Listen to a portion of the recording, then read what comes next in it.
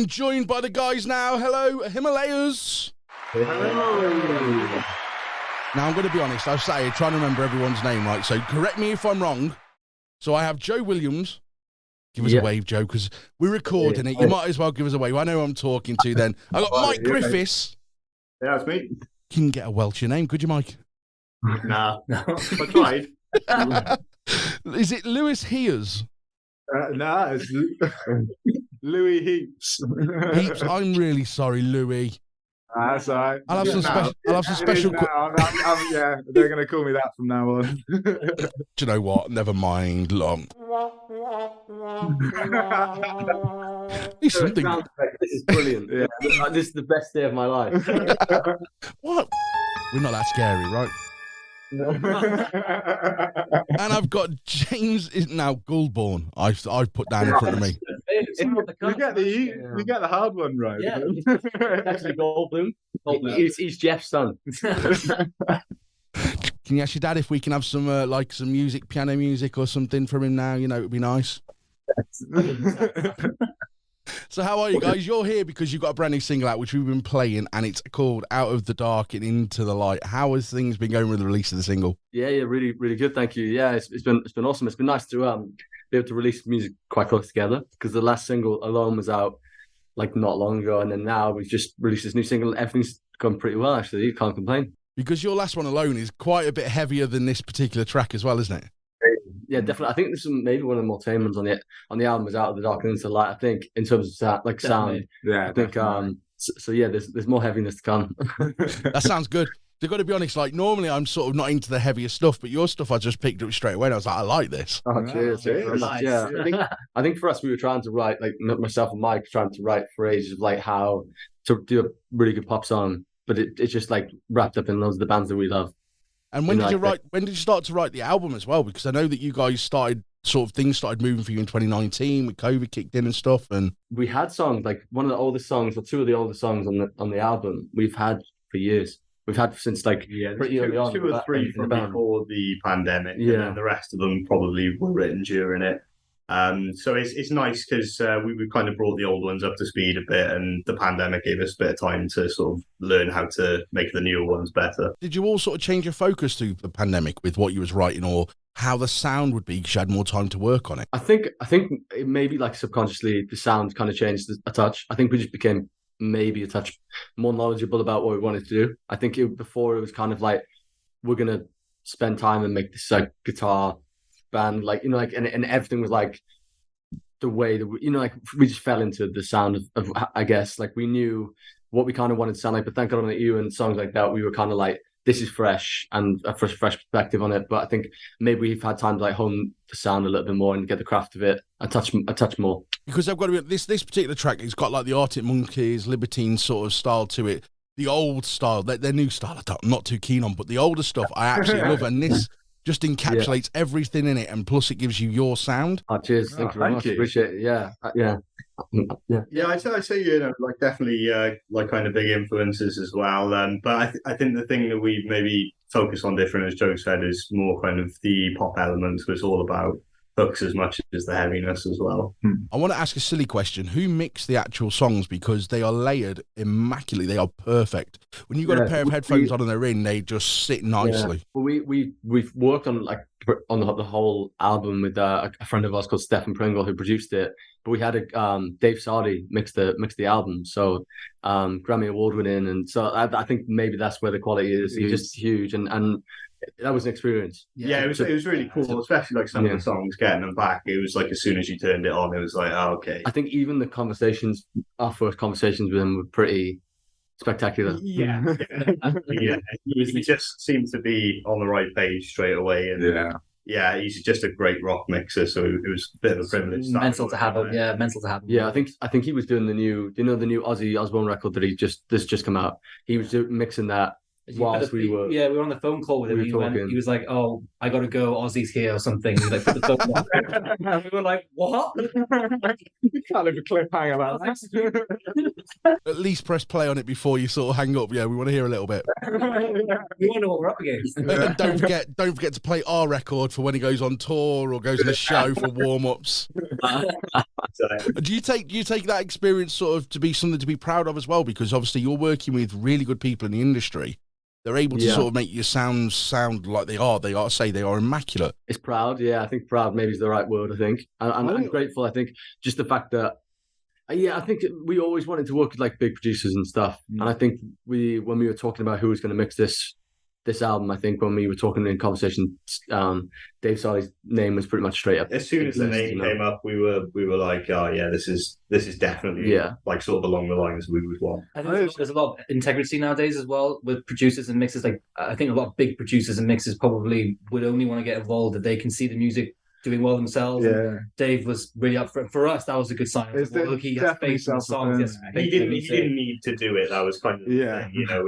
It was more he liked the songs and he wanted to want to be involved. So that's really. I also think as well, like he's just like a pioneer, I guess, within his own craft. I think with in terms of mixing stuff, even music aside, I think just with the whole Dolby Atmos stuff, he's playing like trailblazing and that. And I think like just in general, I think he's just held in such high stead by everyone. And are you going to be able to take that sound from the album and put it on stage, or are you giving it a bit of a twist when you're out touring? It'll sound as close to the record as we can physically make it. Yeah. So the live element's still certainly going to be there, and I think there's a different sort of energy when we play the songs live. But at the same time, we still want to capture a lot of the heaviness, the atmosphere, and as you say, sort of just how everything sits together has always been the layer. The sounds. So that's something we've worked a lot on. But definitely worked very hard on the album to make all the layers quite distinct and quite sort of like. Like you're able to hear all of them even though they're quite like stacked on top of each other, and like to get that into a live sound and live setup has been difficult, but it's been really fun. It's been 2 days a week rehearsal constantly all year. And 8-hour days. So we've really been putting into it with the rehearsing. Well, having heard a couple of songs, James, your arms must be aching because there's some pretty rough drum beats in there for you. Yeah, it was a challenge. It took a week. It was well worth it. Go to the gym, do some arm days. Well, we were doing like, what was it? Me and you, we were like Joe Wicks in between drum takes and stuff, and I was like, I'm probably overdoing it. It's safe to say that after that first week, I didn't really do any exercise. No, yeah. Your gymming during the album recording went from like this to straight. I'm relaxing for the next. You guys can do the rest of the work. Yeah. You don't need the gym if you're playing drums like that. I've got to be honest. Let's be totally not fair.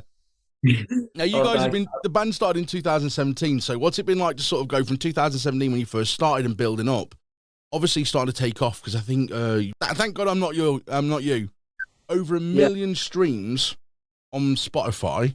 And then all of a sudden, a pandemic smash, nothing. Yeah, it was quite high in the numbers, I think, when around the pandemic. And then I think we were just, it was kind of a weird one. The whole pandemic was a weird one, but it helped us write like loads. But then I think, we've been going for quite a while now. I think we've kind of like, we're really grateful kind of to be able to spend so much time doing some of the stuff with a pause, I think, because there was, like we just never had, we had opportunities to do an album earlier. We weren't particularly keen to do that. I think we wanted to make sure the album was going to be like spot on and working with the right people, as you said earlier. Like, I think that was a huge thing. And I think, there was like, we weren't necessarily ready for any success. So I think for that success of that first single, yeah, it feels like like when I started doing really well as well, it did feel like there was all of a sudden a lot of pressure on to kind of keep up and keep doing stuff that's good. And because we've had a bit of distance now, especially with obviously COVID, but also just since the time we've released it, we've learned a lot and developed a lot as a band.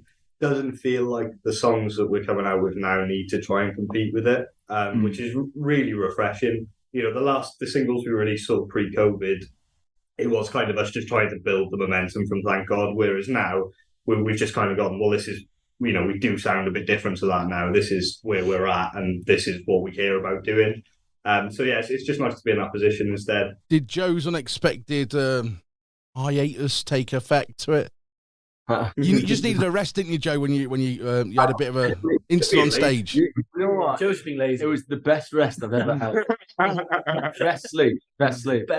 Yeah, no, yeah. It was the best sleep. It was a very, very intense end to that year, though. I mean, God, like we were away 7 weeks, and I know with like to the listeners and stuff, you think, oh, touring, that's what you're supposed to do. You go away 6-7 weeks, but when you're at the time when we were like unsigned, it was just us, no money. We were sleeping in our van over those 7 weeks, two in the van, 2 in a hotel room, and swap. It was such an intense. We like Mike and I slept in the van in Switzerland, and it was like minus 2 outside. So we were like, like, and that was like, well, we finished all of that in November, and that really took the toll on everyone. And I think Joe, it was like a week or so later. I think Joe really did need the rest.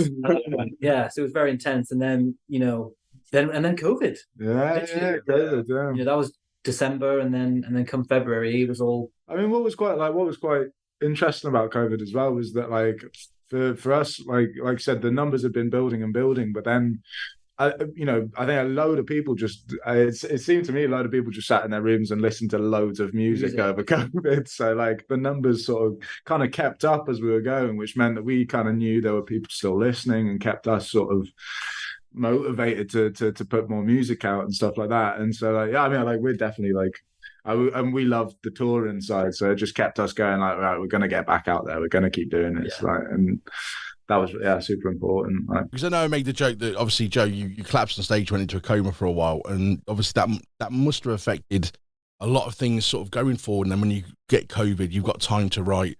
Was that a different turning point in the writing process for you, the way you looked at a song and things? Yeah, I think so. There's like just some little lines there in some of the album stuff, I think, that are like the individual lines that I've just taken. But I think for most part, me and Mike try and write them like quite ambiguously, I guess. Like, so we know exactly what we're writing by, but I think in general we like for there to be a double meaning to everything. So I think like, so even some of the lines on from the last 2 songs, there's always like there's always some kind of influence to something we've experienced. But I think you like a bit. I'd like to be, but I don't like things to be too like on the nose. It's on the nose, sort of comes more in within the the theme and the atmosphere of the song, as opposed to I'm just gonna write a blatant line about. I don't want it to be paint by numbers. Like, I don't think we want it to be paint by numbers. We want it to be kind of like open to a touch of interpretation, because why not? That's where the songs sort of come from. Because I pick the songs up, I listen to them, and you sort of go, I'm gonna play it, and you've got songs that you can. Even if you're not into this type of genre of music, you can literally pick a song up and constantly play it, which is great. Thank you. That's the biggest compliment you could probably give to a rock band. Yeah.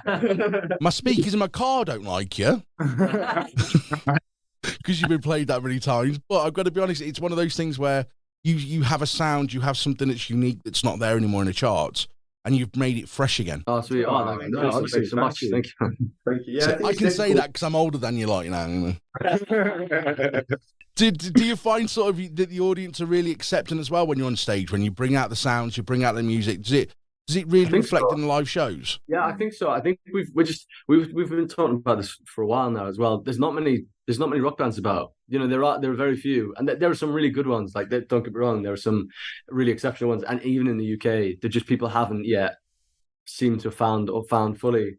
And bands who are really trying as well. Like there's quite a few that we like Tide Cub and the Pale White, and there's some bands like Bad Nerves and stuff. So there's loads of bands that we love. But I think for us, I think we're in that place. Like, I think there's a moment. It feels like there's a moment to us anyway that this is going to soon be everyone's favorite music again.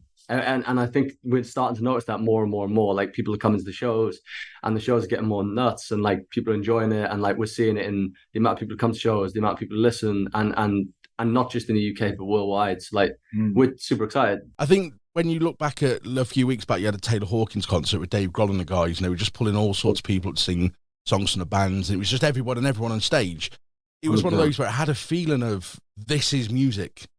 Yeah, 100%. Yeah, Definitely. and it's not a drum sample; it's a drummer. It's not a guitar sample; it's a guitarist. It's interesting to think about, because I don't know about you. Like, we've spoken a big bit about it, but I felt like a lot of over the last 10, 15 years, because like a lot of people have focused so much on like production, because a lot of people are just listening to tracks rather than going to gigs and stuff like that. And certainly in the last post COVID, to be honest, so many more people have been like, we need to go see things, we need to go to gigs, and like, with that, you know, when you see like the instruments being played and it all going really well, and like, you know, there's nothing quite like that energy on stage, and nothing like, you know, having had that sort of almost revitalization from not being able to for so long, it's sort of the focus has kind of shifted again, which is it's really nice to see. And the worst thing is, if you go see Britney Spears on stage, the worst thing that's going to happen is she'll slip and fall.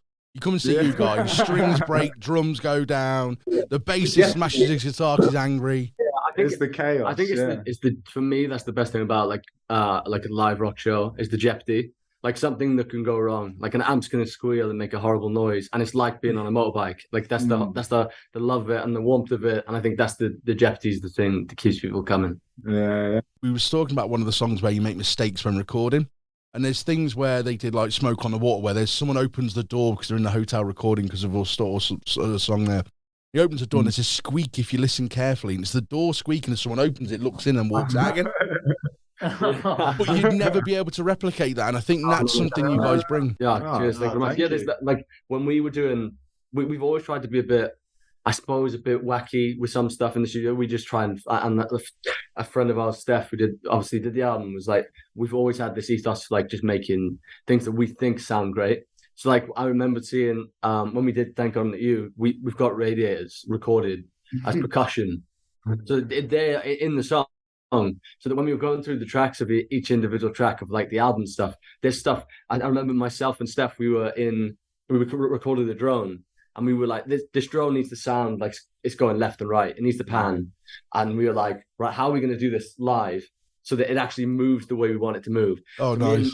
We played the drone through amps. It was so loud. Yeah. And me and Steph were in the room with mics going like this. And we ended up calling it drone yoga. And it was just like, it's so loud. Yeah. And we were just like this like capoeira style. And it's just a radio.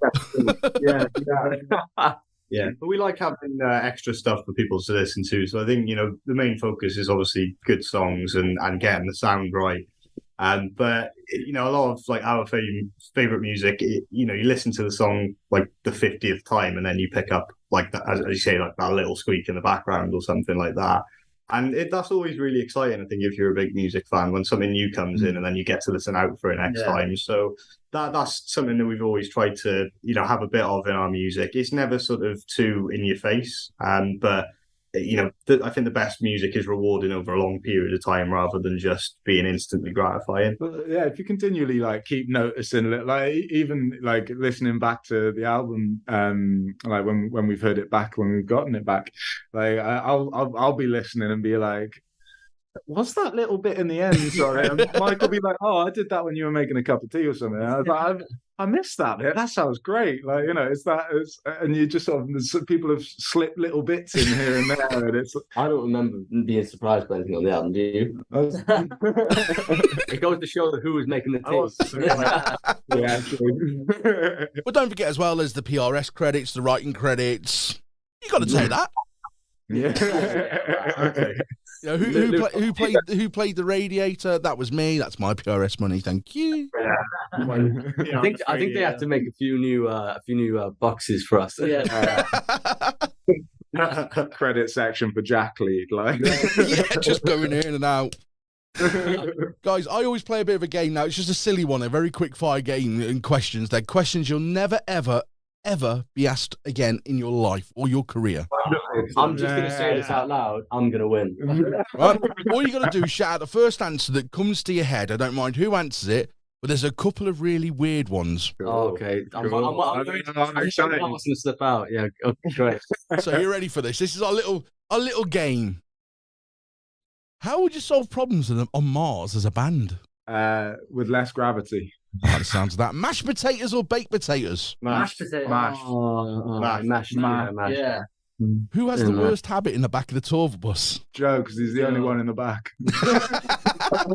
Who drives? James. Yeah. Oh, James, please tell me you get taxi money like Uber it, yeah? Get the app on the go, get them charged. He's lucky to be doing it. It's good for a CV. Matching socks or mismatching socks? Matching. 100% matching. Louis mismatch. I'm matching today. Oh, yeah. Prove, You don't believe me? Nintendo or Sega? Nintendo. Although Sega was amazing, actually. Although, no, the Nintendo 64, okay. I'm going for 64. Nah, because I had the Super Nintendo, so Super Nintendo, that's the one. I'm going Nintendo, yeah. Yeah. If an animal could talk, which animal would be the rudest? A parrot. Parrots, man. They can already talk. Yeah, but they're still going to be the rudest, man. I reckon macaque. Like a badger. I can. Oh yeah, badgers would be foul grumpy. Yeah. So how would they sound? Oh, rough. Like very do an sort impression. Of high. Yeah, go on, do an impression. Squeaky. I'm not doing my best badger impression. So I think a badger's got to be a low voice, yeah? Yeah, I reckon so. Yeah. I think it sound a bit like Oh, man. Oh, would sound a bit like this and say, what are you looking at? I don't like you anymore. Oh, brilliant. That's the last thing I was expecting. Yeah, that's the last thing I was expecting. Now, if people haven't seen that video, they're going to see my impression of a meowing cat. We've just created the question of the year, guys. The question of the year. I'm going to get this answered. Is cereal a soup? No. Oh, you just blow my mind. No, because you can eat cereal dry. I like that one. I've never had that answer at all. No. That's probably a great answer. I've got to be totally honest with you. And then the next question. Taylor Swift is. No, she isn't. Guys, you've been absolutely amazing. I've got one last question. Well, I've got a couple of last questions for you, should I say. Yeah, When's the album out? Do you know? We're not allowed to say yet. We're not allowed to say. But next year. Yeah. 100% next year. Yeah. More singles to come later in the year? Yeah. Definitely, yeah. 100%. On tour at the moment? Yeah. Starting tomorrow. Yeah, tomorrow in Glasgow, yeah. And then we're Glasgow, Newcastle, Manchester, Leeds, Brighton, London, Cardiff. If you want to find out as well, like officially, as opposed to we're not just turning up to those cities, then we're just we're at Himalayas official on like Instagram and your TikToks and what have you. And there's some great photos, great videos of you performing on there as well. Been on and stalked you. Yeah, everything you need to see, really. Anything like James messing around, Mike messing around, Louis messing around, Joe being super serious, me being super serious. We'll take that. Yeah. And then you're going to come back and see us when the next single comes out. I take it. Yeah. Absolutely. Play more games. I will prep them just for you. I will find the silliest games and the silliest questions I can possibly ask. Always keen. Well, this is the Himalayas and their brand new single, Out of the Dark and Into the Light. We're going to play it.